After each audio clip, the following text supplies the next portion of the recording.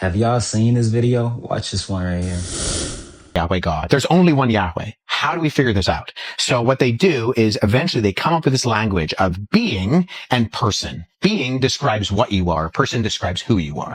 This chair has being. This is what philosophers call ontological status. But it doesn't have personhood. I didn't ask its permission to sit on it. Right. But it does exist. Yeah. And so being is what you are. God is Yahweh. And we see this, Jesus tells his disciples to go baptize in the name, and then he says, of the Father, Son, and the Holy Spirit.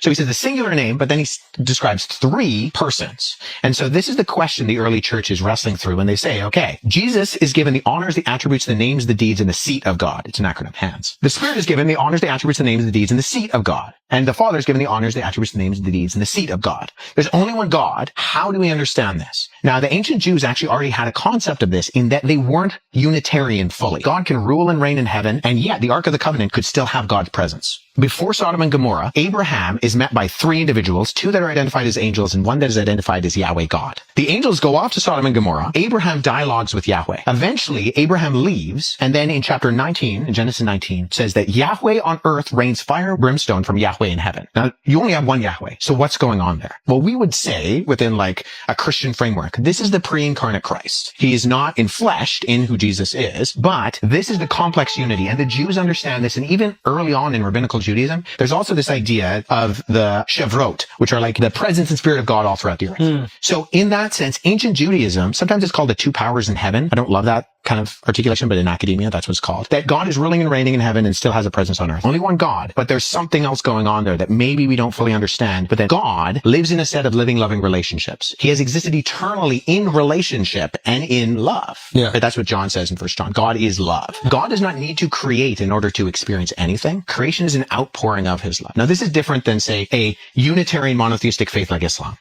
In Islam, in one sense, philosophically, God does need to create to experience love, because love requires an object and a subject. And so in order to feel love, the Unitarian God of something like Islam needs the object in order to feel that. That's not true for Christianity. The Father has been loving the Son in the power of the Holy Spirit forever. The early Christians are wrestling through these things in order to formulate the language of this. Eventually, they come up with this idea, one being in three persons. Being describes what you are. Persons describe who you are.